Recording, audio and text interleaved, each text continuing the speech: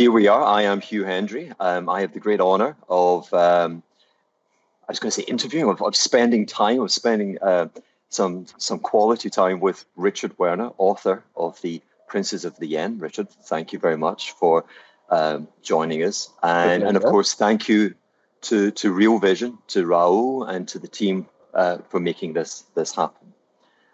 As background, Richard, your book, The Princes of the Yen, had a profound impact on me back in 2012. So I guess it was what had just, I don't know if I was reading it before or afterwards, but something profoundly interesting had happened and rare had happened in the financial markets with the re-emergence of Abe San as prime minister and his three-arrow strategy to start a revolution. Where is Robin Hood now? But the initial excitement at the end of 2012, it was 2012, had sparked the equity market surged higher, and with it, volatility surged higher, and so I was trying to construct an overly complicated trade, and I became very fascinated on Japan. And for me, it was completing a loop, because when I began in my career in 1990, I was assigned to the Japanese equity department for an investment house in Edinburgh, and I had to present on Japan for a year. So, it's been with me.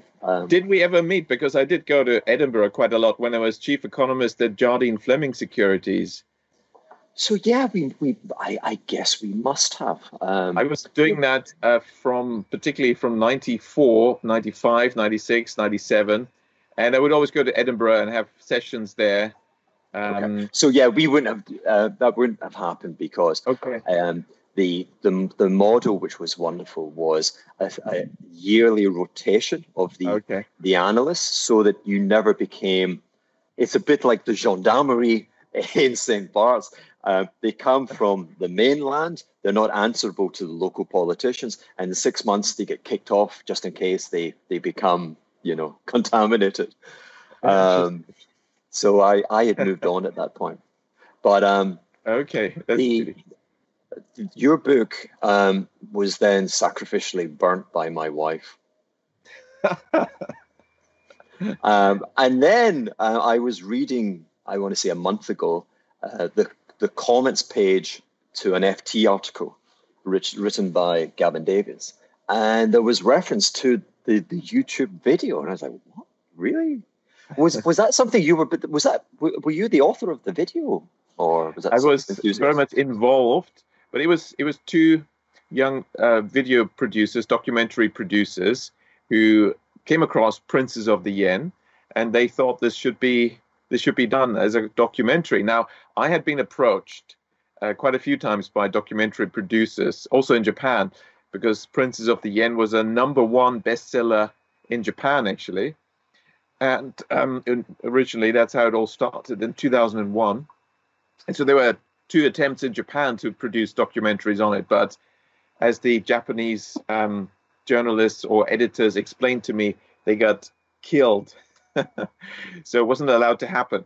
And so with these 2 young guys, and I told them, look, there will be some pressure on you, and there'll be some people approaching you and advising you not to go ahead. Oh, don't worry. We're used to that. Nobody can stop us. And I've heard this so many times from other people before: nobody can stop us. And then, oh, sorry, we have to stop this. Various things, including the English publication. I had an offer from a major English language publisher, and it was the chief executive who read the book and said, we had a lunch meeting in New York in the Four Seasons. And the first thing he said is, Richard, I read the book, as I'd sent it to him before coming over from Tokyo. Of course, we're going to publish it. So I spent the whole talk about warning him, look, there'll be some people putting pressure on you. And so don't worry, nobody can stop me. We'll publish this. Go back to Tokyo 3 weeks later, brief email. Dear Richard, it was great to see you. I love your book, but I'm sorry, we can't do it. So I've experienced this quite a lot with this Prince of the Yen. But these 2 guys, they pulled it through. And we worked together on I gave them lots of footage from my television interviews in Japan, which demonstrated the situation and the things I was saying and the story of princes of the yen, the central bank and the shenanigans. It's essentially, all the inside story of how central banking really works, what the central banks do, how much power they have, and how they manipulate the economy. And of course, it blew the cover on one of the biggest secrets in economics, money creation. Because as you know, the textbooks in economics, they say banks are financial intermediaries, and who creates money? Oh, it's the central bank, isn't it? The government. No, central banks only create 3% of the money supply. Governments don't create any money. 97% is created by the banking system through bank lending. And that puts a completely different spin on things if you realize how important banks are, and of course, how important the structure of the banking system is for the whole economy. And so with Princes of the Yen, that cover was blown. And I think people were not happy about it. Also, the other thing, particularly in America, they didn't like is that the original edition, 2001, I don't think you've read this, the Japanese, because it came out first in Japanese, 2001, and it had a chapter about my meeting with Alan Greenspan, when I met Alan Greenspan, and we discussed my paper that he had read 4 years earlier, which he remembered extremely well. And from the somewhat surprising things he said, I concluded certain things, and it's written up in this chapter. And this was predicting, the conclusion was, the Federal Reserve is going to do the same thing as the Bank of Japan, which is intentionally create a massive asset market bubble driven by bank credit creation, which is going to create, when it blows, the biggest financial crisis, a global financial crisis. And that's, of course, the 2008 crisis, which Alan Greenspan did create. But I think it was too early to warn people of that. That wasn't supposed to happen. So all the American publishers said, no, can't publish this. And in the end, I had a visit from a particular American agency, and so all sorts of attempts to stop this. And I had to take out that chapter. Then the next American publisher took it. So the version you read doesn't actually have that chapter, but there is a second version of Princes of the Yen come out recently, which has the long lost last chapter, which was originally published in Japanese about my meeting with Greenspan, what he said, and of course the conclusion, how the Americans, the Greenspan is going to create this huge asset bubble, do the same thing as the Bank of Japan, and blow up the system, which they like to do in order to do something else. Because the question is, why are central banks doing this? And well, if you want to talk about that. But absolutely. I mean, I love the shameless plugging of the new edition of the book. in the same vein, don't forget Hugh Hendry Official on Instagram. I know you don't like Instagram, but anyway. Can I ask how many copies does a book like that sell? In Japan, it was 150,000, which made it a bestseller. You're a rock star. In the English language, not yet as much, because there have been a lot of attempts to suppress it. But it's selling well. So let's back up a bit then. I think if I was to kind of if I was to come back at you with my understanding of what you said, is that it's this notion of what you believe to be true that others think of as a conspiracy, if you will, like reality versus these kind of the suppression. And so the reality, as you understand it, is, and I'm with you on this, is that central banks, first of all, they're not truly the agents of creating money. They're a kind of smaller, very small factor in that, in terms of the pure mechanics of the thing. And the volume, yes. The volume. Of course, they have the important levers. They have the levers, but they can make it happen. Yeah. However, I think the important point is you're saying that from time to time, spread out through the course of history, and therefore it requires typically the kind of average age of a human being on Earth, or like your adult life, 40, 50 years for the memory to subside, and then for another central bank to perhaps take on the folly of these actions. But in pursuing an ideology, they use their powers to inflate asset prices. And when that process begins, when this alchemy begins, it always ends in a bubble and a subsequent bust. Yeah. Yes. Is there anything on top of that you believe to be true that others would dismiss as a conspiracy? Of course, people, in order to suppress this sort of discussion, they'd like to, use adjectives like that or whatever, or descriptions like that. But tell me, if that was just a vague theory or some kind of conspiracy theory, how could I, even in the book that you read, there's one chapter on the ECB in there. So it's in your version, the older version, I think it's the last but one chapter. And the ECB, when this came out in 2003, the ECB was fairly new, right? It's just being created in 2000, and this came out in 2003. And I analyzed the ECB because already what they were saying reminded me so much of what the Japanese central bank was saying. Just the words, the language, the particular words, the overall drift, and how they described their actions and their justifications. It just reminded me so much of that. So then I analyzed, okay, let's have a closer look at this ECB, because the official story was, well, this is going to be like the Bundesbank, which was a good central bank, solid, no inflation, and so on, conservative. That's what we want. And we based it in Frankfurt, and the Bundesbank was independent. Therefore, the ECB will be independent and everything will be fine. That's the official story. But as soon as you scratch the surface, you realize it's absolutely not true. In fact, shockingly, it's the opposite. How could that be? Well, the Bundesbank, I think, was a good central bank. As a major central bank, probably the best, because during its existence, it never created a boom-bust cycle. There was never, during its existence, a significant asset bubble followed by a banking crisis. So they did not do that. And they delivered decent growth, and they delivered low inflation. It's like almost, the optimal scenario. So how did the Bundesbank... But Richard, also, yeah? just because I agree with all of that, and what I feel this urge to say that I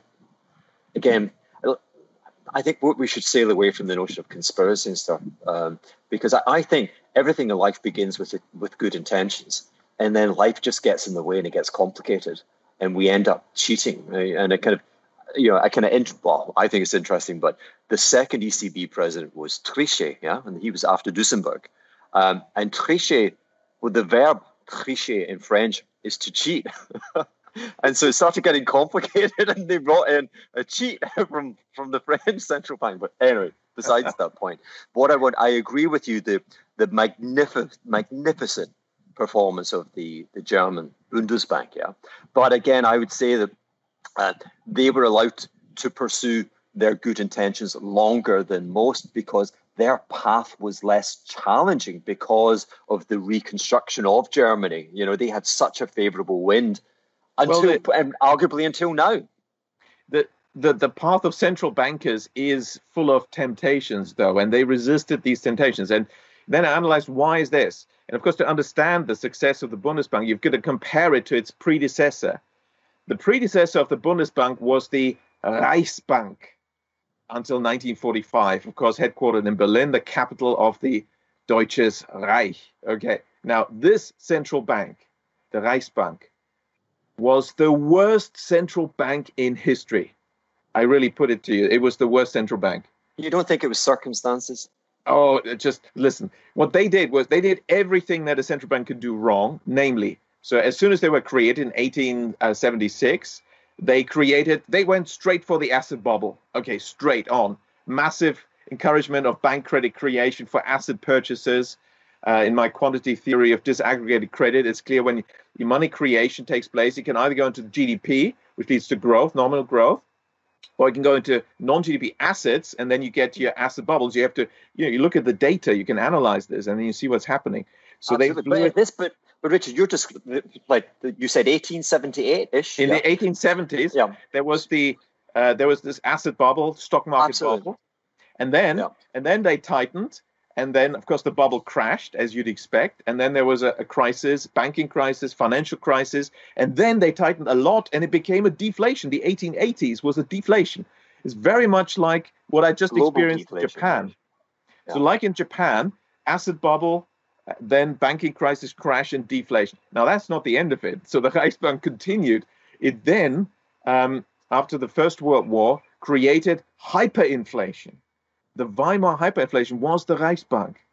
No, wow. It was absolutely the Reichsbank. I'll tell you for how. sure they enabled it, but if it wasn't for it was the economic consequences of the damn peace treaty, yeah. Well, of course, the Versailles Treaty was the external factor, but as a central bank, they didn't have to go for hyperinflation, but they went for it. In fact, the guy very much involved in this, Hjalmar Schacht.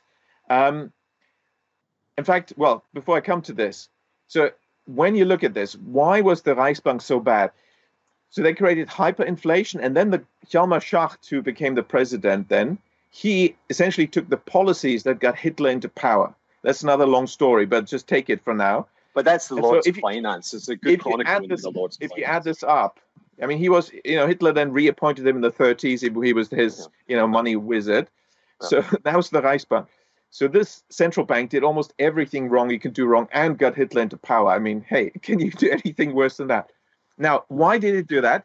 Why could it do that? And what did the Bundesbank, what changed with the Bundesbank? Because clearly the Bundesbank seemed to be the opposite. They did almost everything right a central bank could do right. So it did an analysis, institutional analysis of the incentive structure of the central bankers.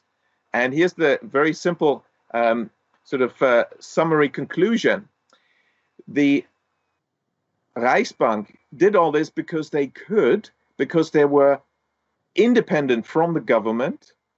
They were independent from parliament. They were not accountable at all for their actions. There was no punishment mechanism. There was, and then what you get is you get what I call regulatory moral hazard.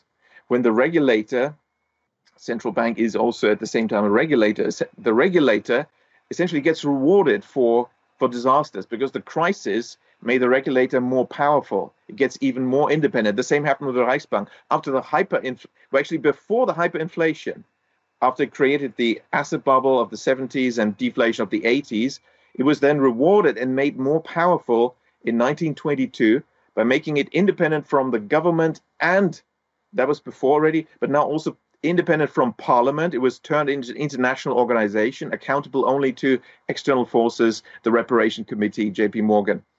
And, as soon as the parliamentary Reichstag law was signed, before the ink had dried, they started to switch on the printing presses to create the Weimar hyperinflation. Now, the Bundesbank, the people who designed the Bundesbank law and its structure seem to have studied this, because what they've done is actually they've reduced the independence of the central bank drastically compared to the Reichsbank, and they made it accountable. And they made it accountable to parliament. So the Bundesbank was not as independent as people think. It was actually accountable to parliament, and the Bundestag, the parliament, could set laws and tell it what to do, and it did. And it told it, look, your job is not just low inflation, you also have to deliver good economic growth. But we see that today, no, with the judgment from the German courts to the Bundesbank, not to the ECB. Yes, exactly. You're right. Of course, the Bundesbank was, since the creation of the ECB, it's been a shadow of its former self. But you see the remnants still in this judgment, the remnants of the system. Now, therefore, what has actually happened is when the ECB was created, it was sold to the public as, it's going to be like the Bundesbank. But actually, if you compare the Reichsbank and the Bundesbank, the conclusion is the ECB is designed not on the Bundesbank structure. The Bundesbank was accountable to parliament. It was part of the democratic system. And, they even had a council where the different states in Germany, regional states, are represented. The unions are represented on the board of the Bundesbank in the council. The ECB doesn't have that. The ECB is the revived Reichsbank, independent from government, independent from any parliament, democratic assembly in Europe, not accountable to anyone. It's a supranational organization, just like the Reichsbank was after the First World War. And, of course, when you do that, when you give so much power to these people, we've seen it in the Reichsbank, power corrupts, absolute power corrupts, absolutely. They maximize their power by having cycles, boom and bust cycles. And so my warning was the ECB is going to create a huge bank credit-driven asset bubble.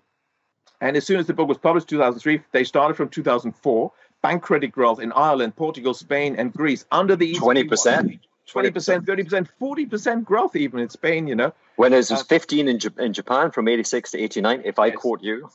Yes, exactly. That's right. Yeah. And of course, where was the money going? Not into GDP, going into asset markets, so property, these property bubbles. And of course, that then created the crises, vast banking system, and large-scale recessions and vast unemployment, 50% youth unemployment. Now, that was all the ECB's doing. And nobody can say the ECB had no responsibility or didn't have the power. It is the most powerful central bank in the world. It can have any tool it wants. It can do anything it wants. No, I agreed. But I still really, I'm more a believer in the cock-up theory than this is all kind of. I for sure, I definitely, the engaging narrative that you had with Japan was a central bank pursuing an ideological aim. Right? So I think, again, so tell me if I'm wrong here, this is my understanding of what you wrote, that owing to Japan's success, legitimate or otherwise, in overseas markets in terms of exports, it reached a tipping point where the American economy was really feeling it. There was the shuttering, the replacement of inefficient capacity in the States, and it was being replaced by the Japanese. And it had reached the political level, and it became a Japanese problem. Well, it became a global problem, but it was Japan's problem. And so the solution was, hey, let's pump our domestic economy to make it grow much faster. And in the process, we will automatically be bringing in more American imports, and that will take the heat and the pressure off. So number one objective is let's use the power of the central bank to dictate superior economic growth to bring down the imbalance in the overseas sector. Yes, although they actually went further because they specifically thought about how to shock the old system and essentially convince people that the old system doesn't work anymore. If you look at the Maekawa plan, Maekawa being Bank of Japan governor, written by he's one of the princes, and then his successor, Mieno, he actually wrote the report. It reads like the American, list, in the negotiation with Japan in the 70s and 80s, structural impediments initiative. The Americans were saying, essentially, well, the true story is Japan was too successful, right? So one U.S. industry after another got wiped out by the Japanese, and the Americans decided it's got to stop. So, of course, you can't tell the Japanese people, your economy is too successful, please make it less successful. But that's the real story. So the Americans had the hard job of telling them, we want to help you improve your economy. Not really, because they'd be more successful. But, you need structural reform. You need to deregulate, liberalize, and privatize. And, you need to have more imports. And people work too hard, have more quality of life and more consumption. That's the idea. And, of course, if you do all that, yes, you get an economy that's much weaker than the high-powered, high-growth East Asian miracle model that Japan pioneered, because essentially it's about abolishing this high-growth system. And the Americans tried to cajole, and in negotiations they got some results, but not really very deep, not enough. Japan continued to be successful. Now that's when the central bankers wrote this plan in the 80s, the Maekawa plan. And he said that, and it's quite intriguing because it says Japan will change its economic structure. It will shift to domestic demand expansion. It will, be less focused on exports. It will have more imports and that. And it was listing all these American demands, but it said that it will happen, that, this will happen. And then how? The only thing this report says is, in order for the structural transformation to take place, monetary policy will have to be used flexibly. Now, the people who ran this program of getting this asset bubble going in the 80s, because this is then what happened after the Maekawa plan was announced. Stock prices started to rise, land prices started to rise. And if you look into the mechanics behind it, it was bank credit creation for asset transactions, for property lending, pushing up property prices. Famously, in Tokyo, Marunouchi, central Tokyo, the Imperial Palace garden, not that large, but, decent sized park. If you calculate in 89, the value famously of that using Marunouchi property values. It was the same market value as the entire state of California, including Los Angeles, San Francisco. And so the mechanism to get this asset bubble was bank credit. And I studied why did the banks lend so much money for asset transactions, for real estate purchases, and so on. And it turned out that, I interviewed branch managers of banks and that in the 80s were branch managers. And they told me, well, it was crazy. We were really cold calling companies, telling them, we've got some property here. We've done all the calculations. You just sign here. We'll lend you the money. You buy this. It'll go up. You make money. And so we were creating a bubble. Wow. So if you thought this is kind of crazy, why did you do it? Well, the branch manager gave us a quota. We had to increase lending. So I spoke to branch managers of the Japanese banks and asked them, so what happened in the 80s? Oh, 80s, crazy times. We were, going out and lending left, right, and center. I was telling my staff to increase lending for property. And it was kind of risky. We were creating a bubble here. So why did you do that? Well, I was just doing what headquarters told me. Strategic planning department of the bank. They've got plans. Each branch has to increase lending by this much. So then I interviewed the people in the strategic lending department at the banks. And what I found was same story. Oh, 80s crazy. We were telling the bank, our branches to increase lending by this much and this much for property. And we were creating a bubble. It was kind of risky. So why did you do it? Well, I was just telling my staff what the Bank of Japan told us. I had a quota from the Bank of Japan to increase lending.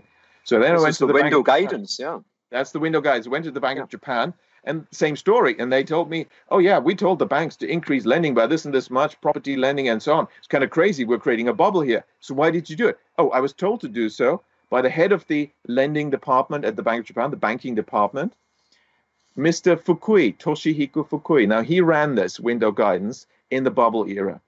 Now, then what happened in the 90s when, of course, when you have this bubble, you just need to, it's a game of musical chairs. The music is the money creation of the banking system. You stop that, bubble collapses, the whole thing goes into reverse, bankruptcies, and then, of course, credit tightening.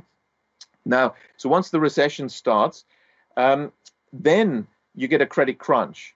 And then it depends on what the central bank does, because if you leave this alone, the banks will just continue to tighten, creates more, downward reverse spiral, more bad debts.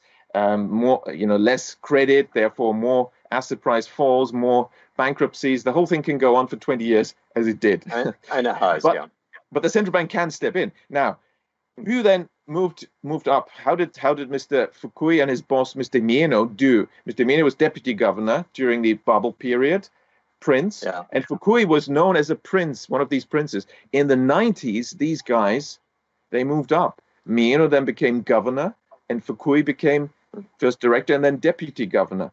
Now, remarkably, Mieno became a superstar because he was the architect of bursting the bubble. He put rates up, and exactly when actually he had created it together with Fukui. Well, he created it and then he destroyed it, and he got the benefit going up and coming down.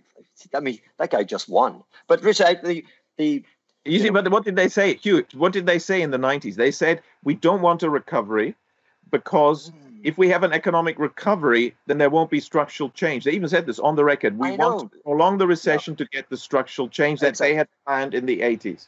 Okay, so this is where it's fascinating. Okay, because and so one of the great takeaways from your book for me was that I had been programmed to believe that again, this cultural kind of almost racism, discrimination in our heads, like the Asian savings model. They're very prudent. They work incredibly hard, and they were really struggling because property prices became so elevated, and you were having to take a 120-year loan, etc. And all of that was tosh, as you said. The banks, with this very powerful dictate that you had to each quarter expand your credit book by X percent, and X being a big number versus GDP growth.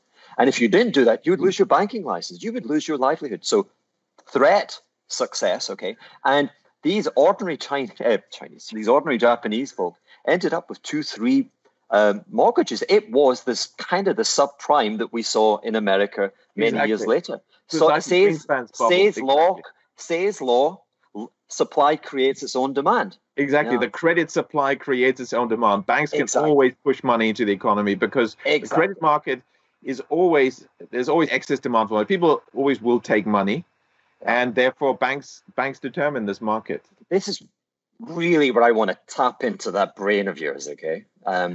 Because, and this is kind of what if, So the bubble burst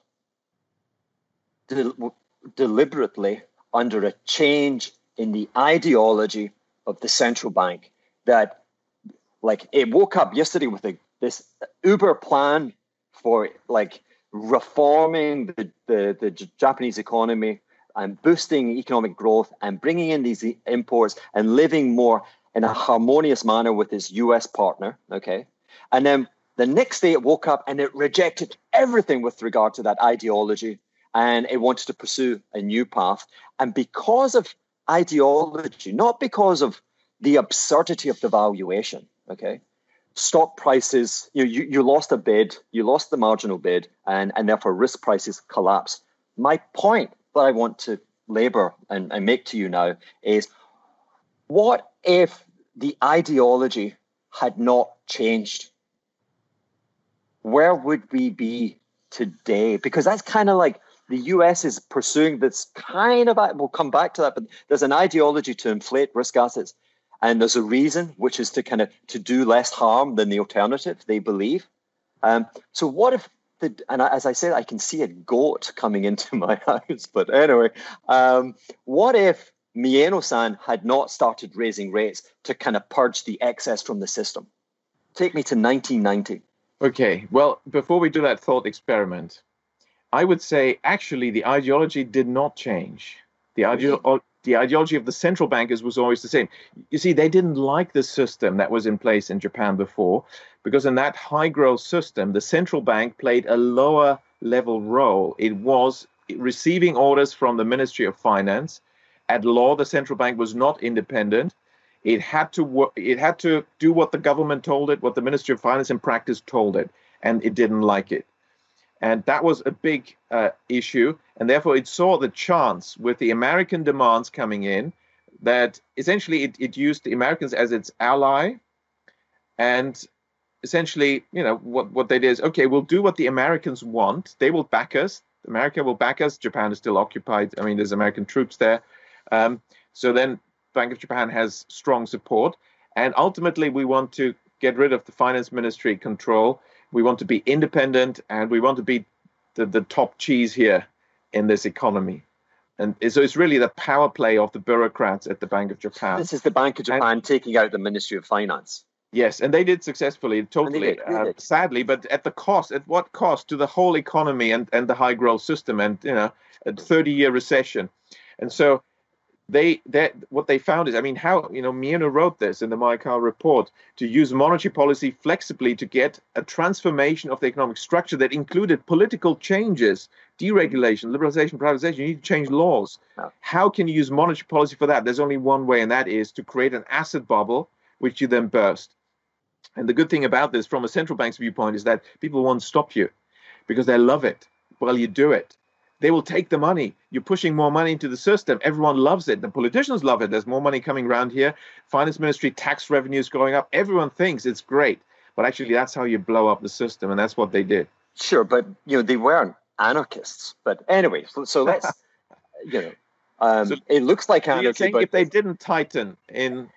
If they did not change ideology, because so typically what would have happened, typically people like me and the people who are listeners here, I keep quoting Oasis, we see things differently, you and me, we're going to live forever, and we're the people they call it and say, are you crazy? 15% bank credit growth year after year, like we saw, and like you say, in Ireland, I think it was 20. In Spain in the late 80s, it was like 40%. We see that being unsustainable, and we head to the exit. We make sure we don't have assets denominated in that currency because it's very vulnerable. And then we might put short positions because we anticipate the inevitable bust. Okay.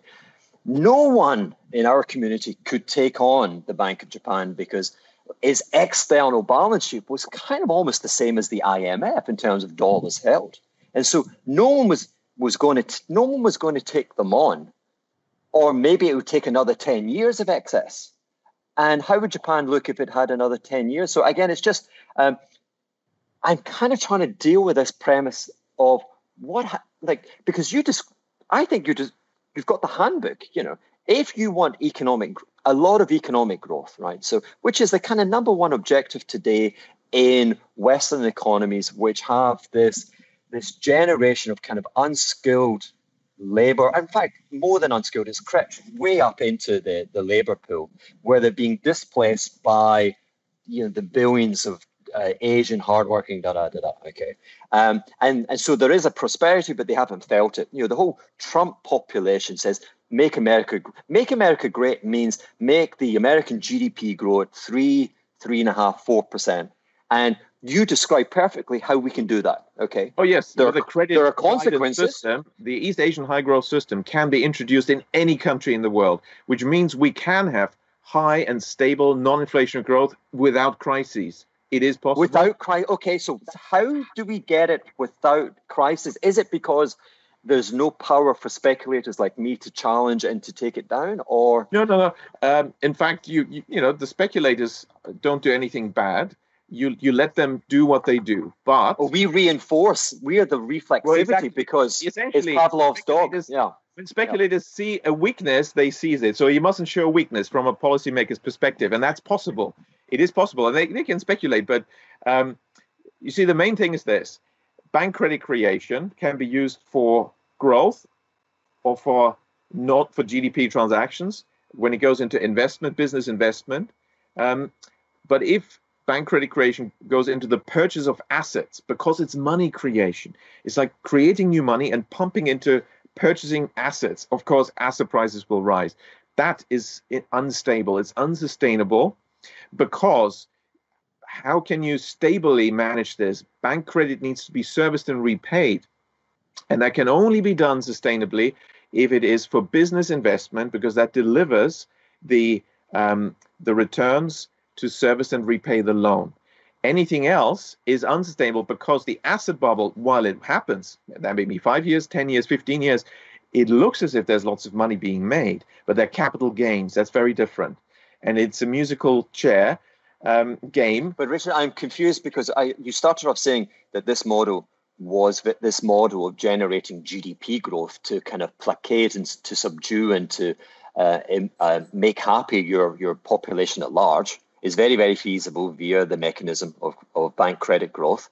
Yes. But then I think what you're then taking me on to say, with the caveat that it has to support business investment. Exactly. So yeah, in fact, the punchline is that you use the window guidance. The simplest form of window guidance is just a rule. So you don't actually have to intervene regularly. You just have a rule that bank credit creation can only be used if it contributes to GDP.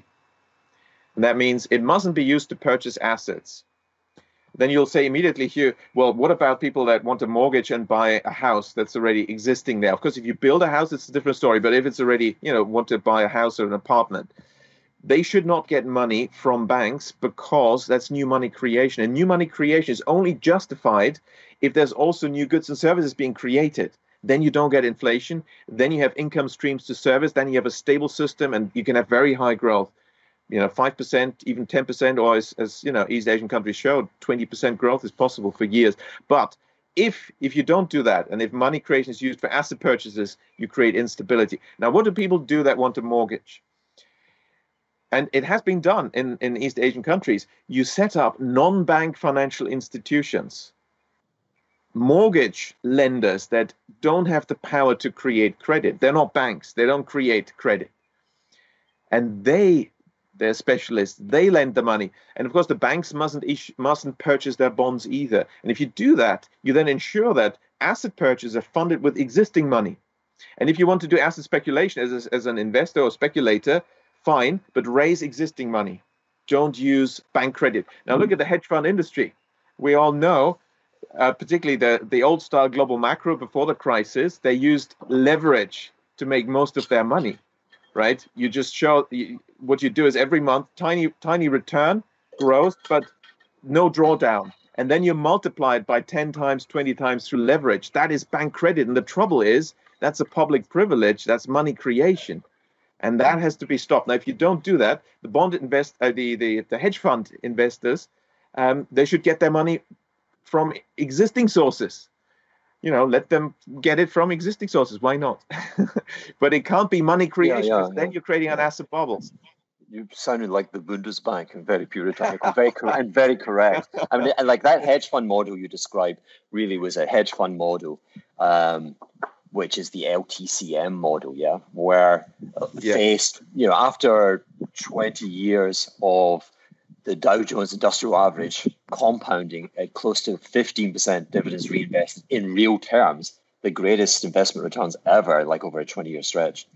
Clearly, prospective returns moving forward had shrunk to nothing, and we should have stopped speculation at that point. But of course, our Nobel laureate friend said, "Hey, but what if we, rather than 1x, 2x, we kind of 100x?" And of course, that was the idiocy of that was shown in stark relief in the crisis of 1998, was it? And it should have failed. 89, forget 89. The LTCM, Russia, LTCM, yes, yeah. Just Asian crisis, 97. No, 89, 90 is Japan, 98, 98. Japan, exactly, you got it. It's 10 years before. And the Fed had a chance to say that hedge fund model is nonsense, but they bailed it out.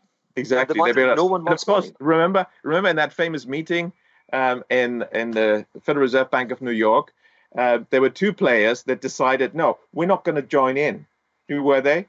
Bear Stearns and Lehman Brothers. So 10 years later, they were punished. Richard, really, come on, stop the conspiracy. Okay, now come on, it's not a conspiracy. Everyone in Wall Street. But again, do me the thought experiment again. What if Mieno-san had not been promoted to head the bank, and they had kept with the same ideology, and 10 years later, unchecked, the garden palace of the emperor was worth not the value of California, but the value of the U.S. real estate sector? What would have stopped that happening? Could that have happened if left unchecked? It probably could have continued for quite a bit. In fact, that's what most people, of course, at the time were predicting, because they couldn't see under the surface that actually, you see the circuit breaker, no circuit breaker. The Bank of Japan actually was really was a traitor to this. They were playing the game in the 80s, but only to bust the system. And that really people didn't realize. And even today, I think most people are not aware of that. But let's assume they weren't doing that. Let's assume they were playing ball. In the 1980s, they were, to my mind, very, very pro-growth and kind of economic heroes, if you will, and they were saving Japan the cost of having to retreat from the international market where it was dominating. So they were protecting the beachhead. And so I think that's all kind of pro-Japan, pro-nationalistic, whatever, preserving its advantages in the face of political, but in the face of a tactical insurgency from the US, and they pushed that back successfully. The destruction and the anarchy came with Mieno and the rejection of everything they'd gone before in terms of the previous 10 years. Yeah? But of course, as you said earlier, as hedge fund manager, when you look at a country and you see the unsustainable bank credit growth, you know what's going to happen next. I do, if it's Thailand, the Bank but also if it's knew Japan, what it was doing. Sure, but if it's Japan and it's like the IMF, I'm never going to take the IMF on. And so only the foolish really were shorting the yen at that point. And so I still say to you that I guess I'm saying the currency is slightly different, perhaps just briefly on the FX. And I've got my FX model did really well when I was chief economist at Jardine Fleming in Tokyo. And the yen was first, I was predicting yen strength, and the yen had just shot up to the highest on record. What was it, 94.79 or something? Sorry. No. This was in 1994. It shot to, what was that? 79.75. Sure. But what was the factor in the model that was predicting yen strength? What's the factor? Yeah. You're right. And then I was predicting it's going to go to, on average, by 1996 fiscal year, 113 on average. Therefore, it's going to go to 140 in absolute terms. and nobody believed me. Once But because, yeah. Because, and this is where, you see, when you study credit creation, there's a difference between domestic credit creation and the factors that influence the exchange rate. And it's quite an intriguing story. It's perhaps slightly technical, but you see, the bank credit creation is something that affects the domestic economy and domestic factors, but it doesn't actually affect the exchange rate. I mean, if you try to run an FX model by using data on bank credit creation, it's not going to work. And I don't know any that does work. And it's kind of intriguing because we just said that bank credit creation is money creation, and surely money creation should affect relative exchange rates, right? But it doesn't work. And the reason is this. It has to do with the nature of international money. We talk about capital flows, and we have this image. It's like, money flows from one country to another. But of course, the truth is, well, that was accurate when we had a gold standard, and the Bank of England had ships to ship gold in and out. We don't have a gold standard. And so the truth is, we don't have capital flows. Capital doesn't flow anymore. And there's a rule in international banking. I mean, I've been for 14 years professor of international banking. The fundamental rule of international banking is there are no capital flows. Money doesn't flow. So the money created by Japanese banks is in yen, and it stays in Japan. The money created by British banks is in pound sterling, and it stays within the British banks. And so there are no capital flows. Of course, that raises a few other questions, and maybe if we have time, we can talk about this. For example, one intriguing aspect coming from this before we come back to the exchange rate is, what about all these developing countries? They've been told by the IMF and the World Bank, oh, you don't have enough savings. That's what the economics models say. So you can't have growth. We need savings. We need investment for growth. If you don't have savings, you can't have the investment. You can't grow. Oh, we'll lend you the money. So the foreign investors lend the money, foreign investment, FDI, debt. And we had the third world debt crisis, one after another. But none of this money actually came into these countries. None of it came into these countries because they lent in foreign currency. It stayed abroad, which is quite an interesting story.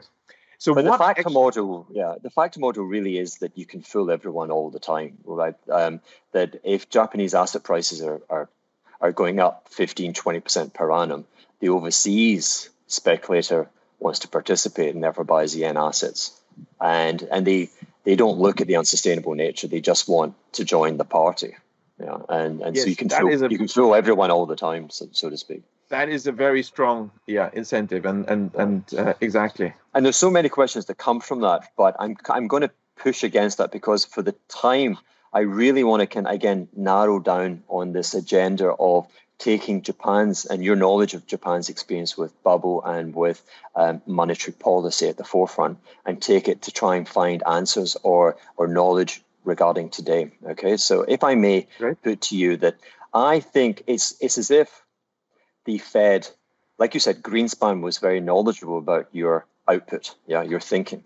I kind of want to say to you that the Fed has pursued, I think, 90% of everything you've said, and then ignored the crucial 10% caveat. Okay, and the caveat, and they've done so without the dictating of you must, like window guidance, and saying you must expand credit as bank XYZ for the calendar year 2020. You must do 12%. But they haven't done that. But the fooling all the people all the time via the mechanism of rising asset prices has done it for them.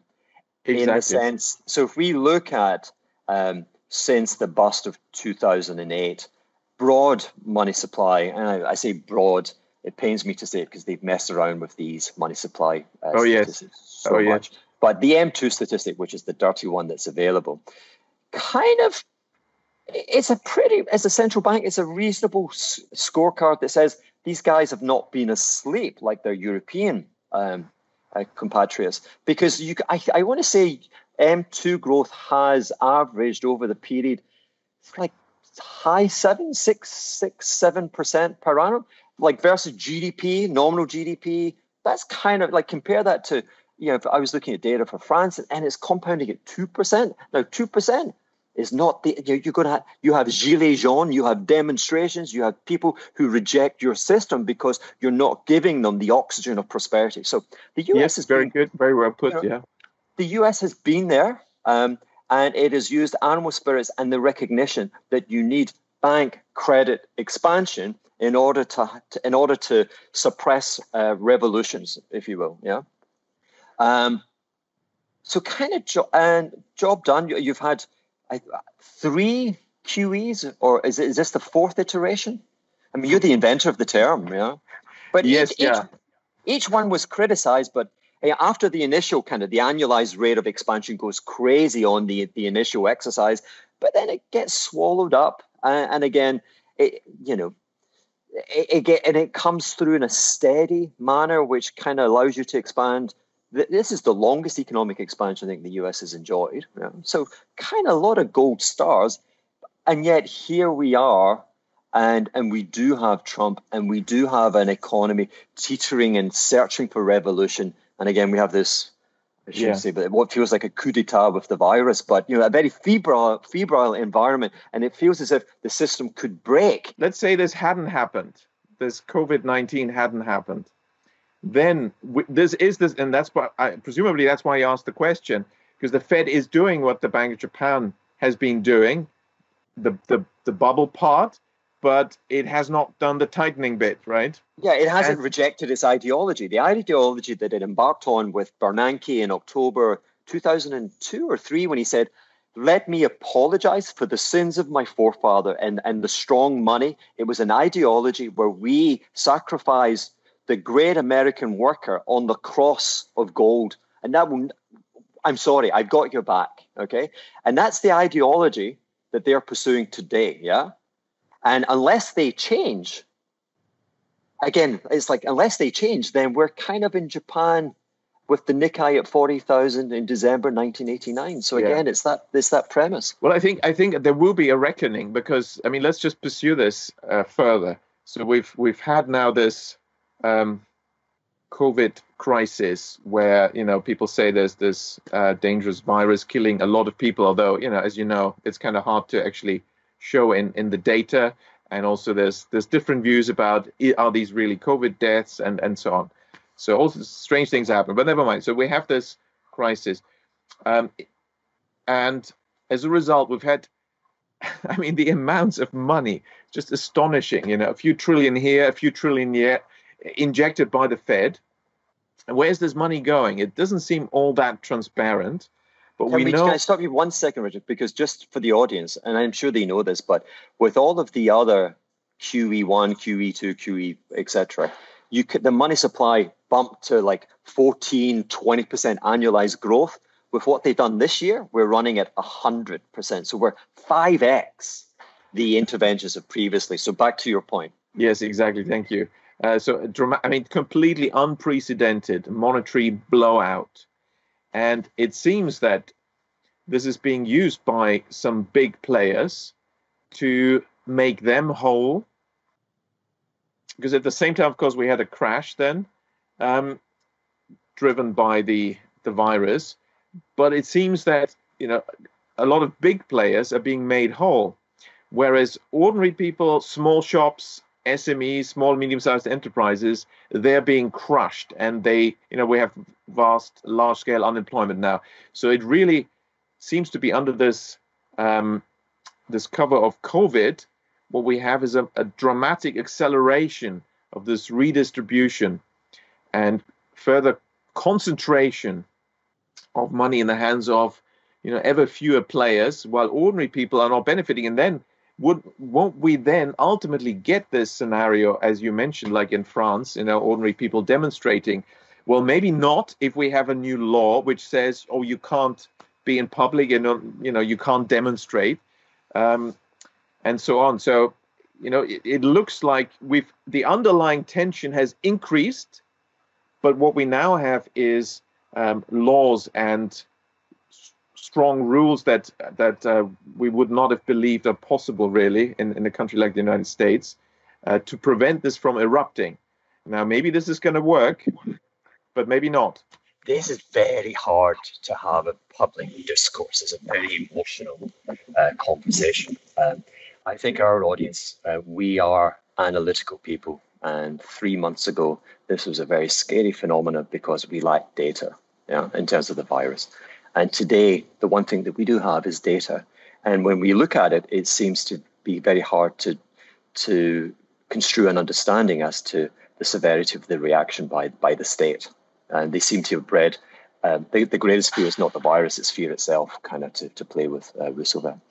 But then you could think about it, there was a kind of propaganda, and indeed, 99% of people listening to this think I'm a jerk, and I won't argue with that. But because I've come out and I've said, I think you kind of got to give these guys a break in terms of the Fed and the quantitative easing. I can see its place and its justification, but maybe you could say that we were reaching a point where people were saying this funny money quantitative easing, it's making me poorer and poorer as a regular guy, and it's making the rich 1% richer and richer. And like every revolution, what you have to do if you're the proponent of the revolution is that those who were very against you, those that hated you, you have to convert into your most loyal lieutenants. And how do you create that transformation? You do so via some mechanism which ferments immense fear. And like now, I imagine with 20% unemployment, with the GDP heading to being down 20% year over year, people will be demanding, pleading for you to give them more of what they were rejecting previously, which is which is the funny money. But again, I'm now sounding like you and your conspiracy theories. Tell me what the Fed is doing wrong today and how you would change it. By the way, I don't have any conspiracy theories. I'm a scientific, empirical researcher. But sometimes when the conclusions tell you to conclude something based on facts, you have to be bold and state it, even if some people don't like it. No, you're a crusader. You're brave. I respect you. I'm just playing with you. Okay. So what should the Fed do? Well, of course, ideally, the Fed should have followed the rule of my quantity theory of disaggregated credit and ensured that bank credit is used only for productive purposes. And then we wouldn't have had this asset bubble.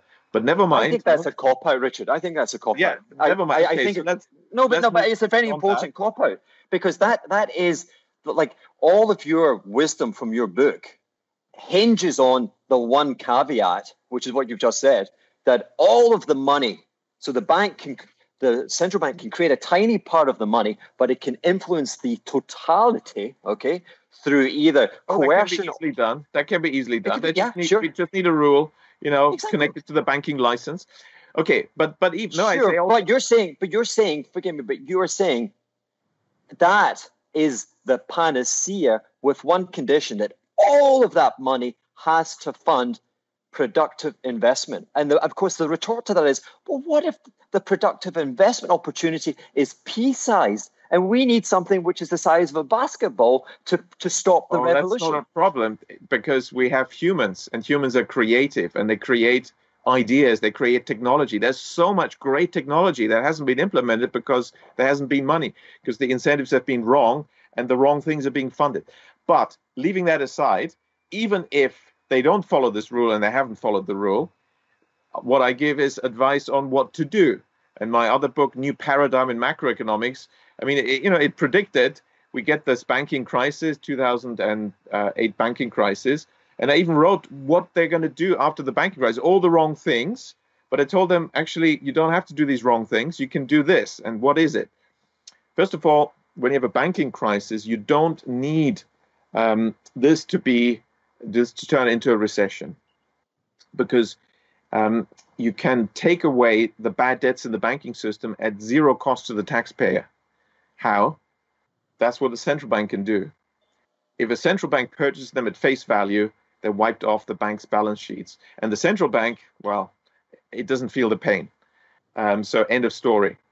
And then you've solved the problem, and banks can create credit. Of course, you should ask for strings, when you should attach strings when you bail them out in this way, which usually they don't do for some reason, but you should. And you should say, well, from now on, create credit for productive purposes, and you'll follow this procedure. So it could be done very easily. Does But that now mean that the we've got a banking different sector has to crisis. be nationalized? Does it have to be then an No, explicit adjunct of the government? no, I'm actually quite against that. But I'm glad you mentioned this, because what we're now witnessing is, and particularly with this crisis, is really accelerating this. What we're witnessing is a trend towards Sovietization of big chunks of so many economies. It is shocking, even in the US, essentially de facto nationalizations and centralizations. Now, the overarching trend of the 20th century was the trend towards centralization, ever more power in the hands of fewer people. Particularly central bankers have been beneficiaries of this, and each crisis gives them more power, which is why we have this moral hazard, regulatory moral hazard. They benefit from crises. But this is now accelerating, because what they're saying now is, and the central banks have been saying this, Hugh, you must have heard this many times, cash is bad. And once the COVID crisis came, oh, now really cash is bad. The virus could be on it. We want to abolish cash. Banks are bad. Oh, banks create money. Once I lifted the lid and blew the cover, they switched to plan B.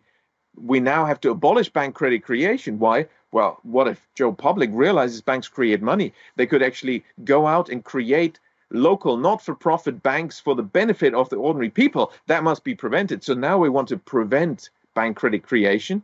And this is happening now. The central bank this is a historic moment, not witnessed in 300 years, that this concordat, this agreement between the central bank and the banks, has been ripped up. What is the agreement? The agreement is the banks create the bulk of the money. They have accounts. That's where retail and businesses have their accounts. They deal with that and they create the money. But the central bank is the top dog.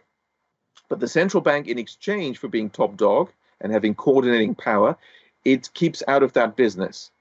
Retail doesn't have accounts with the central bank. Businesses don't have accounts with the central bank. That is the agreement, and there's been a balance in place worldwide. And of course, central bank issues paper money, but it's only a small amount. Banks don't issue paper money anymore. And so that was the balance. This has been ripped up because now the central banks, who are regulators of the banks, are announcing, they've announced it, that they will now compete with their own regulated. The central banks will now begin to compete with the banks. How? Well, this digital central bank currency is nothing but a current account at the central bank. So everyone will get an account with the central bank. This is going to be essentially the thin edge of a wedge. And the end of this is going to be no more banks. Because if the regulator moves against the regulator, talking about conflict of interest, the regulator now has an incentive to get rid of banks. They've started it.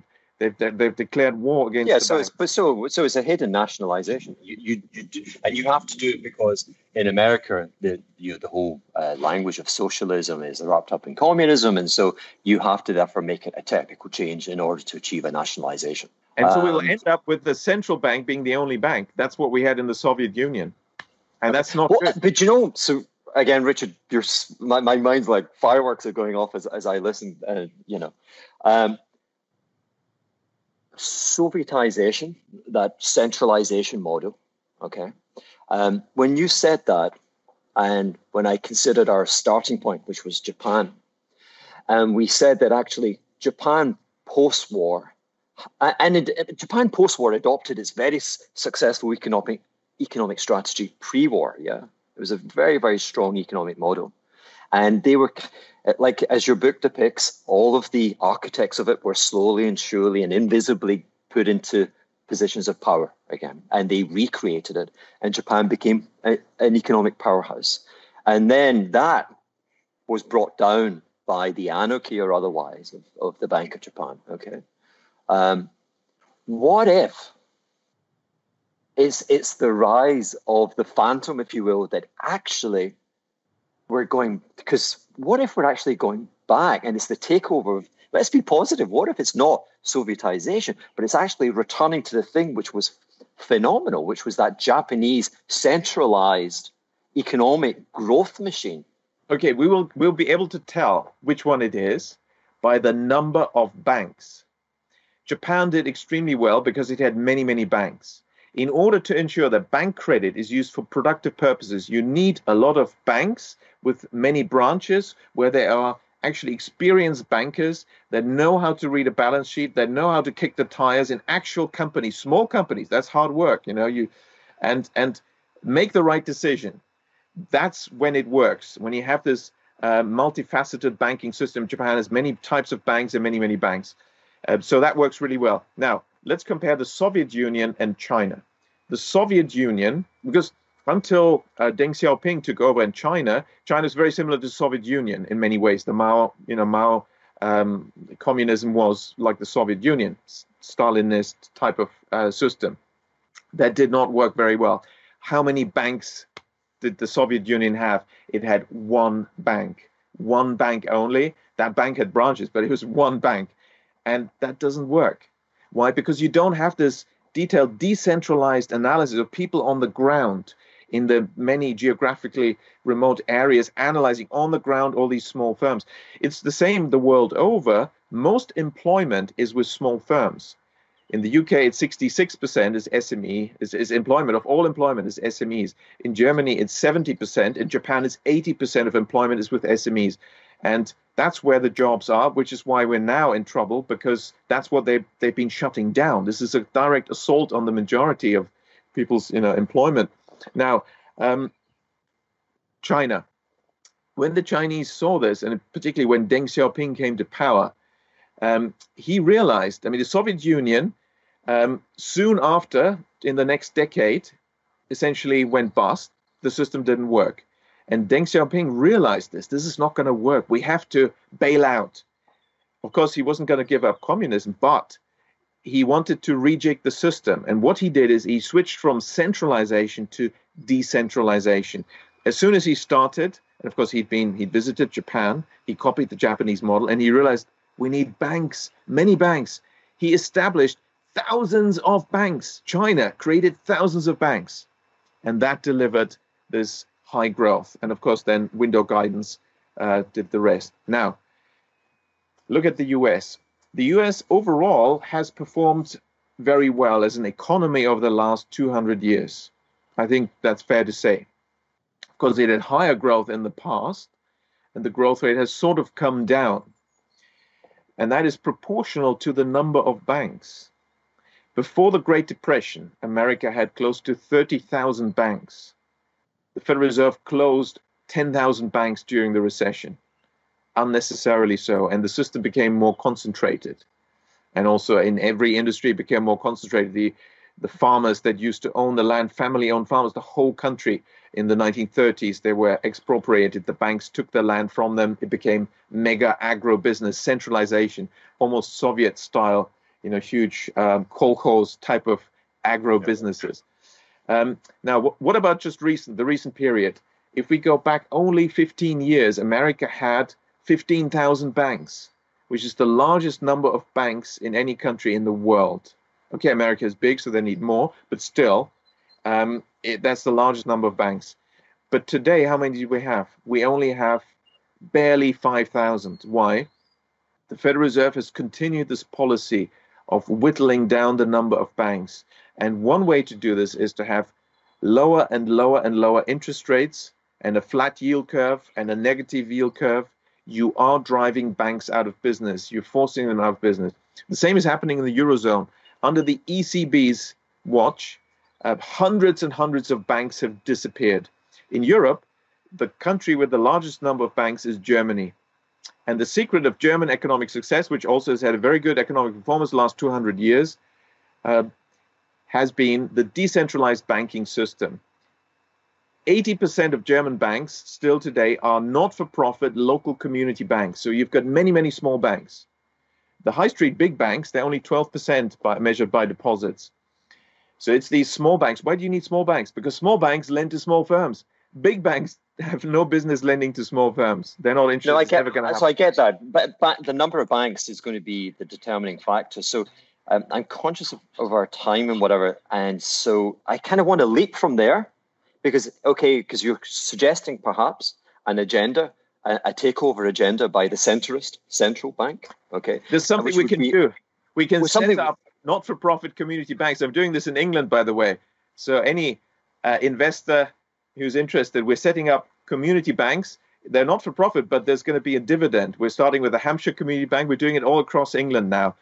We can do something. We can work against this, and we can help SMEs now, and it's needed more than ever with this crisis. Absolutely. We're setting up these banks across the UK. You don't need much money to create a bank. So if you ask me, Richard, what are you doing these days? Well, I'm creating banks.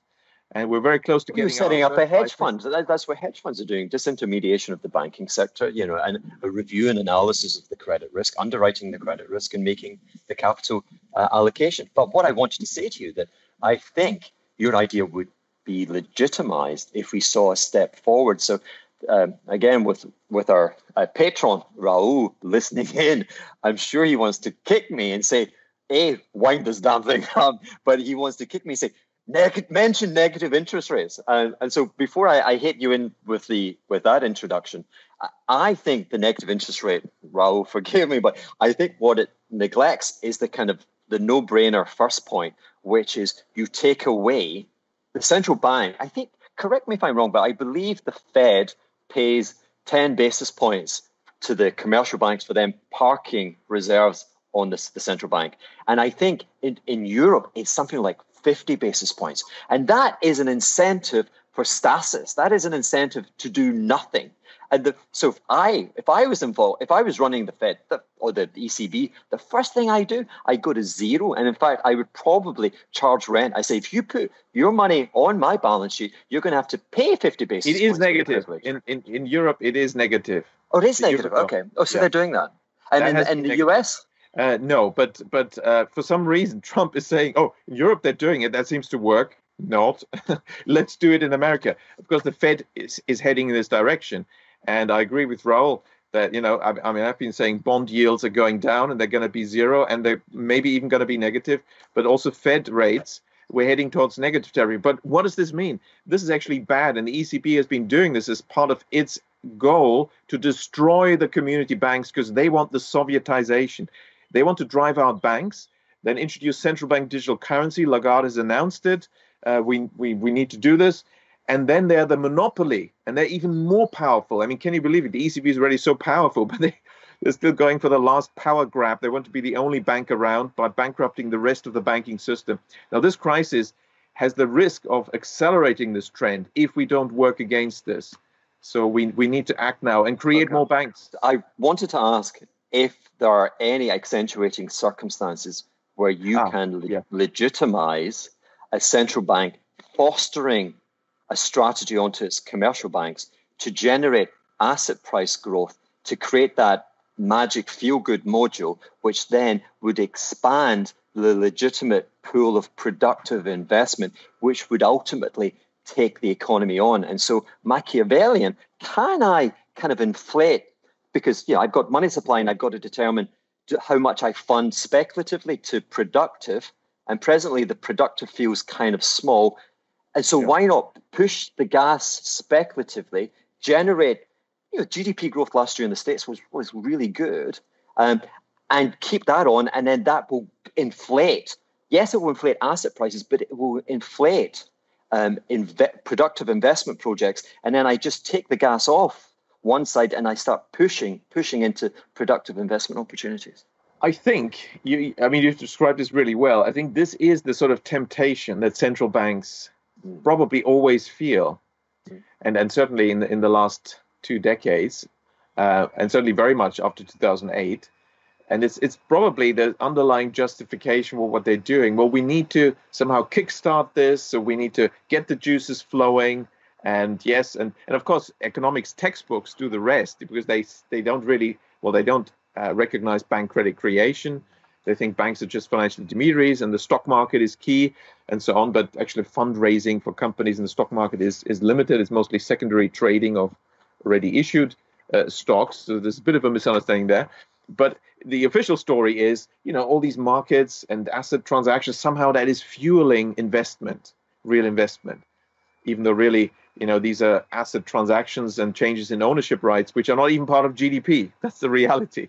Because they don't add value. And that's why. Here's a contentious point too, but we created Google, Facebook, and all these new companies all came out or were part of the process of the bubble in technology, at the turn of the century. So was that bubble worth it, given the legacy seems to have been these platforms, which then went on to impose an enormous economic rent on the rest of the world? Yes. Well, and I think that there is this story behind it that certainly Greenspan seemed to have felt it's all worth it, and by injecting all this money, he can fuel the right type of things. The trouble is, it will not just support the productive investments, and it's very hard to then taper off at the right time and ensure that it just doesn't become an overblown asset bubble. And that's almost impossible, I would say, which is why that's the trouble, that central bankers therefore always feel tempted and almost always fall for this temptation. I think you're wise to say impossible, but the 2008, some of us kind of profited from it because we could, and you could see it, etc. But it wasn't just the credit mechanism being fully on, like foot to the pedal to the floor. It was the fact that the asset price that had become inflated was the U.S. housing stock, which was like 10x GDP or whatever, a very high X GDP. And therefore, if you got a contraction in the asset price, it would wipe out the economy. Like GDP would just go down hard. And prior to the virus coup d'etat,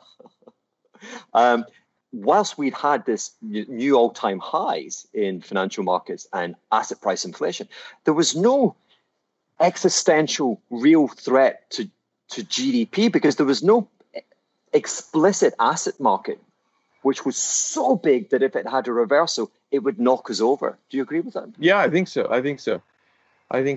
And certainly the temptation was there, and risks were taken in creating this asset bubble because there was this argument to justify it. But in reality, it was clear. I mean, certainly by the end of last year, it looked like such an asset bubble. If we didn't have the COVID crisis, I think it would eventually also have to crash. But why? That's the point. I don't understand that. I want to push back. Why was it such an asset bubble? You can continue it, but only if you continue to play this game of ever increasing credit creation for asset transactions, ever more. And my point is, why not until you reach a kind of tipping point where you say, well, this asset, like student loans or car loans or mortgages to households, it's reached a point of X times GDP that I can't push it anymore because, unintended consequences. If it comes against me, I wipe out all my gain. And so you say unsustainable asset bubble. I didn't see the Achilles heel, and therefore it wasn't unsustainable at the end of last year. Well, certainly, as you mentioned, when the yields and the returns and the earnings become so small and the gains are all in the capital gains, then there becomes a point when it doesn't make sense. So you push beyond that. It doesn't make sense, but it's a game. It's going up. Everyone is investing. It continues. I think the risk there is, particularly for insiders and central bankers, central planners, is that something else that they don't control could trigger the collapse. And maybe they don't like that. So they'd rather, and maybe this is what happened in February, March, but sometimes maybe they'd rather trigger it themselves so then they can have, somewhat control over the collapse and benefit from it. Because of course, again, timing. So never make yourself. My point is, if I'm running the thing, all right, I've got to be the chief, right? I've got to be Tony Soprano, and you will never dare take me on. Yeah, that's the role of a central bank. You should always be Tony Soprano, okay? And so you can never. So you pump, but you can never allow an asset price to become such a large component of GDP, like a factor of GDP, such that it pimps you. You got to pimp everything else. Forgive me for my colorful language. And again, I don't see, like in the absence of the coup d'etat, I didn't see the vulnerability to the omnipresent Fed. So, Richard, I definitely picked up a lot of flack over the years because I I developed an ideology. I won in 2008 and I lost 2009, 10, 11, 12. I became curmudgeonly and I started saying morally the Fed was wrong. And I started quoting Andrew Mellon and we should be purging the rottenness from the system. Felt very Calvinistic and I was very comfortable. But it wasn't my role. And then when I reset it, I thought to myself, if we had pursued the hard money agenda, the US post 2008 would have kind of gone down like potentially 10%. We'd have had bank closures. We'd have had unemployment of 20%. And I said to myself, you know what? Anything is better than that. And these guys they're not hedge fund superstars. They're not paid like millions and millions of dollars. And they're judged by history. And so they're cautious. And yet they took brave decisions which could have backfired and maybe are backfiring. But, they were willing to put their head above and to be knocked down. And they've been the architects, I think, of the longest US expansion. So I want to say what the Fed has done. I want to say that you are, I think, you were the first person to coin this term, quantitative easing. I want to say it's been a source of good. And I know that's going to piss off everyone listening to this. Do you agree or disagree? I have to agree with you, but there's some caveats, as you might expect. The QE I proposed originally in 1995, published in the Nikkei, was literally credit creation for GDP transactions. That was the definition of QE. And I called it quantitative easing. The editor at the Nikkei said, I can't have credit creation in the title. I must think of another name which gives the idea that it's different from standard monetary policy, but it's, and of course, what I'm proposing is about the quantity. So I used quantitative, and then easing is the Japanese way of having expansionary policy expressed. Anyway, so with that definition in mind, the Bank of Japan wanted to disprove QE. For years, they said that's nonsense. Then in 2001, they announced we're adopting QE, but they went for the straight traditional monetarist high-powered money expansion, which even my original article I said is not going to work, because if you increase banks' reserves by how many times, that's not going to do the economy any good. You need credit creation. So they tried this from 2001 to 2006, high-powered money expansion. Didn't work, so they said, oh, now we've told you, we've shown you, as we told you, it just doesn't work, so we stop it. And they stopped it. But then when the 2008 crisis hit, from 2009, the Bank of England said, we're going to do QE now. And they followed more or less in the Japanese footsteps. Now, in America, Bernanke came out and said, we're going to do something that may look similar to QE, but Bernanke said, want to call this something else. I don't want to call it QE, because that QE didn't really work. I mean, he was polite about it when he said this. There was a speech at the LSE, 2009, January. And he almost said what I've been saying, namely, they did this wrongly because just high-powered money expansion, that doesn't do any good. We need to expand credit. He said that. And therefore, he said, I'd really like to call this some kind of credit easing. Well, that's exactly the quantitative easing I meant. And he also, and of course, Bernanke, remember, in the 90s, he was very much interested in Japan. And he was part of these debates we had about Japan and the policies and what needs to be doing with the crisis. So he's very much familiar. And I think he knows my work and the credit creation expansion definition of QE. And he was the only central banker who did at least half of what I recommended. The one half being, you've got to help the banks, and you can do this best by purchasing their non-performing assets, take it off their balance sheets, move it to the central bank where they can't do any harm, and then the banks can create credit again. And that's what he did. And that's why the Fed balance sheet, of course, quadrupled in a month. And bank credit was the first in America to recover.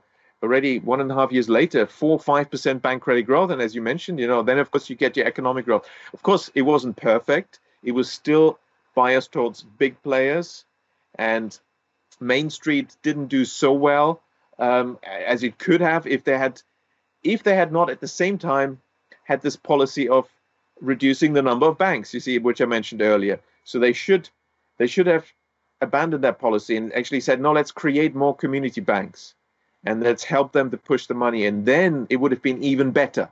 But I agree with you, given circumstances, um, the Fed actually was the central bank that did best, and because it did the best proper definition of QE, it was closest to my definition of QE by expanding bank credit creation, helping banks.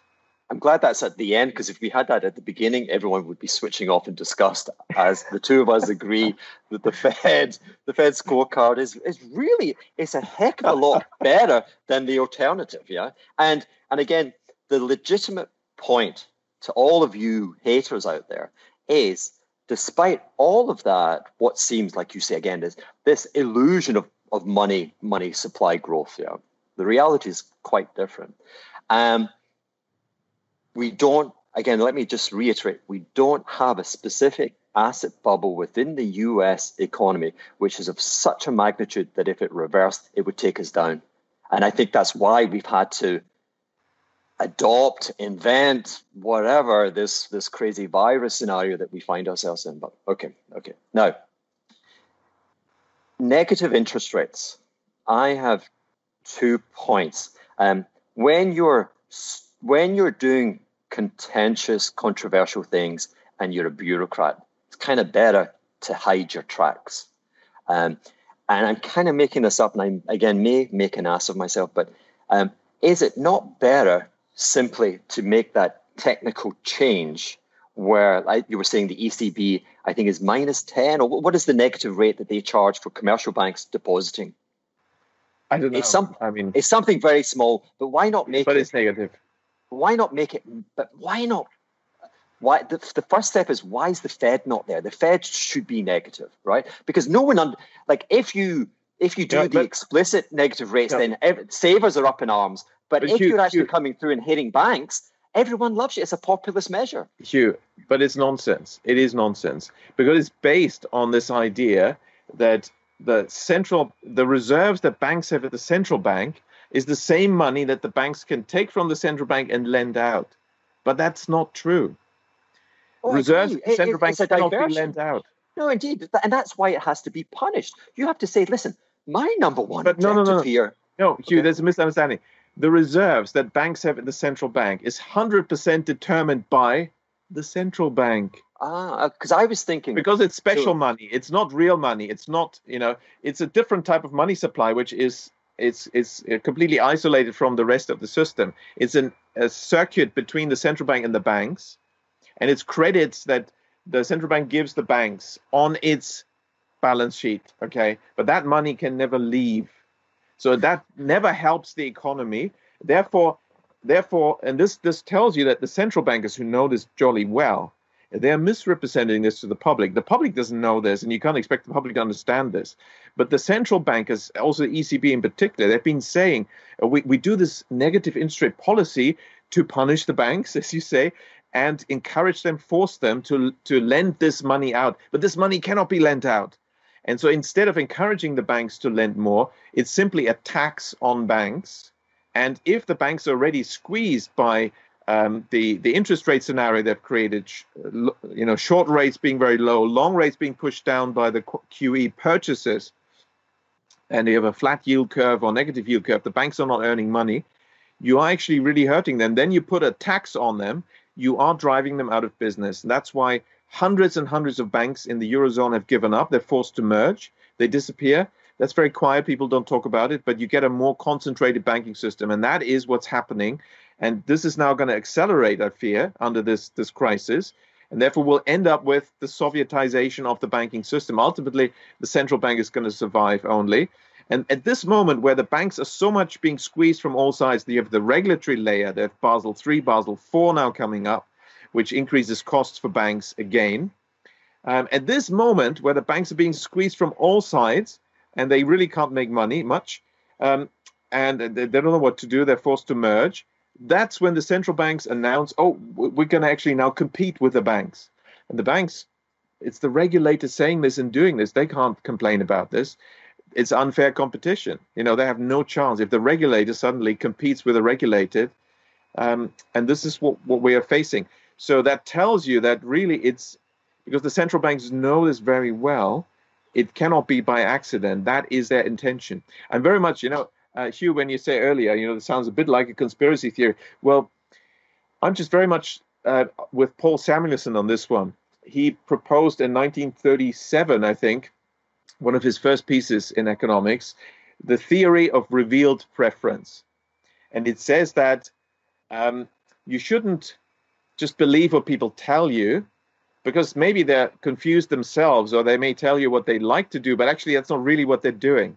So cut through that and actually watch what they do. And that's become, when I started to monitor central banks, and I'm monitoring 38 central banks now, looking at their liquidity with my Liquidity Watch report. As I do that, my fundamental motto is, don't listen to what they say, watch what they're doing. And that reveals their true intention, because they're in control in most countries, very independent. They can do what they want. And if they do that, we have to assume that's what they want.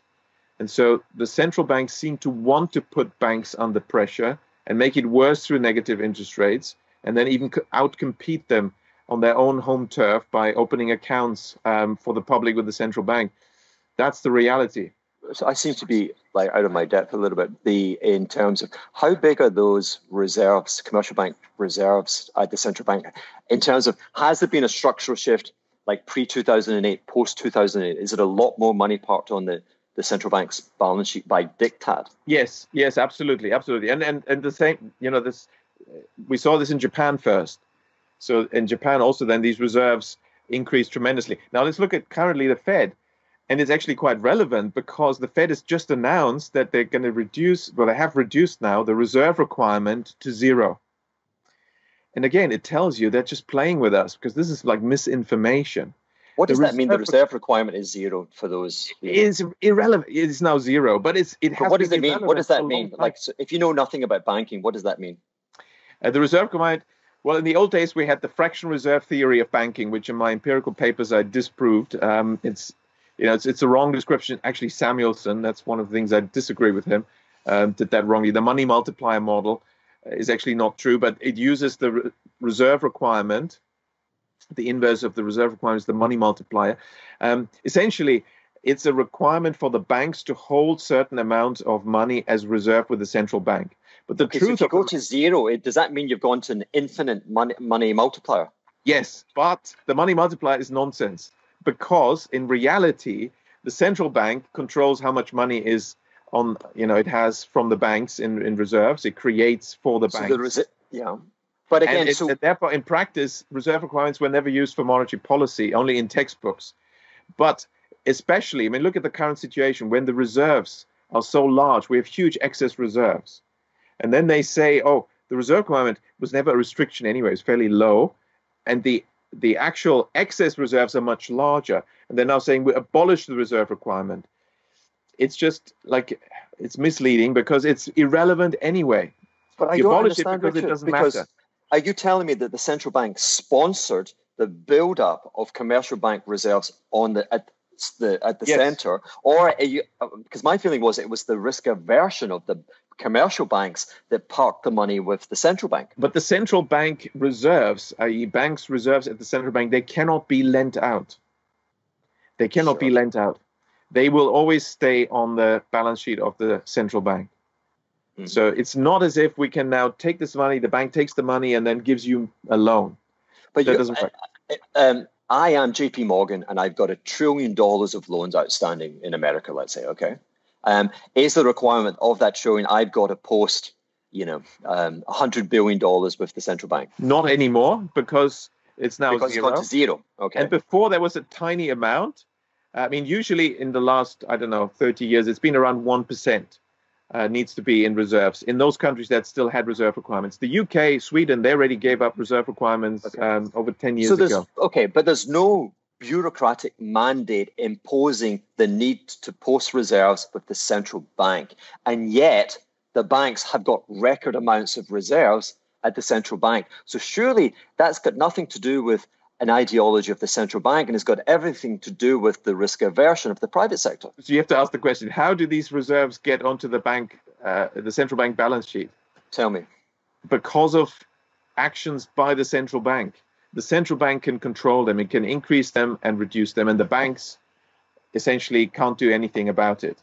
In aggregate, what banks can do, and perhaps I should point this out so that there's no misunderstanding, banks can shift reserves from bank A to bank B. So because they all have accounts with the central bank market, and so the distribution of these reserves can change. But I've been talking about the aggregate number, the aggregate of bank reserves with the central bank. That one, the banks in aggregate can nothing, they can do nothing about it. It's entirely up to the Federal Reserve. It's up to the Federal Reserve. The Federal Reserve has pushed it to zero. It's saying, take your money. We don't want your money. Take it. No. A sort of positive interpretation, benevolent interpretation might be the Fed is trying to give strong hints to the banks. Please lend more, create more credit. When banks lend, they create credit out of nothing, and they don't need reserves for that because they don't lend reserves. And so it's like a hint, why don't you create more money? But they don't even need the reserves for that, and the Fed can just tell them, Okay, so then finally... But actually, sorry, one more thing. If the Fed really wanted to encourage the lending, what it needs to do is something else. What would help the banks? A positive yield curve, not a flat or negative yield curve, because you need the long-term interest rates to be higher. You need to earn money. The banks live on the margin. That's how banking works. And that explains why the standard interest rate policy doesn't actually work. I did the first empirical study of the one thing that all economists agree on, whether they're classical economists, David Ricardo 200 years ago, or neoclassical, new classical economists, or even radical economists, Austrian economists, they all agree on one thing. Keynesian economists, post-Keynesian, they all agree on one thing. If you lower interest rates, then you get higher economic growth. And if you raise interest rates, you get lower economic growth. This has been repeated in economics. In fact, we should say equilibrium economics, because they all believe in equilibrium, for the last 200 years. And I've tested this. And of course, central banks use this for their policy. We lower rates even to zero, even to negative territory, because it's going to create more growth. Well, what's the empirical evidence for this? And there's never been a study. Can you believe it? For 200 years, they've all been saying this. And they've all avoided doing an empirical study. So I did the first. It's published in 2018. It took me years to find a journal because they all hated this empirical study. Very carefully done with a great econometrician. There's a second paper coming up on this with more countries. We've got in this one the US, the UK, Germany, and Japan for half a century. The conclusion is interest rates. So interest rates, the official story is, should be negatively correlated with growth. Low rates, high growth, high rates, low growth. And the statistical causation should be from interest rates to growth. There needs to be some kind of impact that rates have on growth, right? And the conclusion of the research is interest rates and economic growth are positively correlated. And the causation runs, if anything, then from growth to interest rates. And that's why interest rate policy is useless. It's not the price of money that matters. It's the quantity of money, quantity of credit creation. And that's why lowering rates into negative territory is only going to hurt the banks and do the opposite. So if you want to help the banks, what you need to do is steepen the yield curve. So for that, you need to raise rates. Higher rates are consistent with higher growth. We have empirical evidence with regard to negative interest rates. And at best, it is mixed. At very best, it is mixed. Yeah, that's very generous. Exactly. Very generous.